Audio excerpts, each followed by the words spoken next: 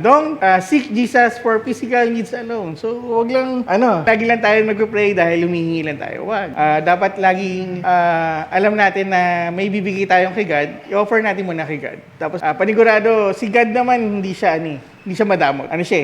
Faithful siya, everlasting faithful siya sa atin. Kahit hindi man tayo magbigay o magbibigay naman tayo, laging merong, yung buhay niya, or yung buhay niya nga, di ba, inalay sa atin para maligtas tayo. So, tayo rin dapat, wag lang tayong laging hingi ng pansarili natin. Dapat, syempre, kung mag-pray man tayo, kasama na rin yung iba para mabless rin yung iba through our lives. Sabi dito, in this miracle, Jesus miraculously feed a large crowd with only 5 loaves and 2 fish, demonstrating that God's ability to do more with a small gift that we can imagine.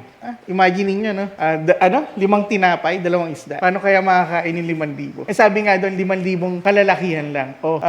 Pagpalagay natin sa 5,000 na yon, mga 80% may asawa.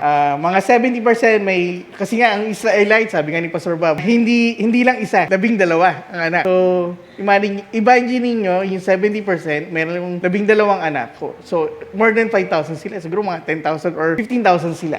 Versus 5 loaves and 2 fishes. So, parang sa atin, imposible. Pero kay God, ating is impossible.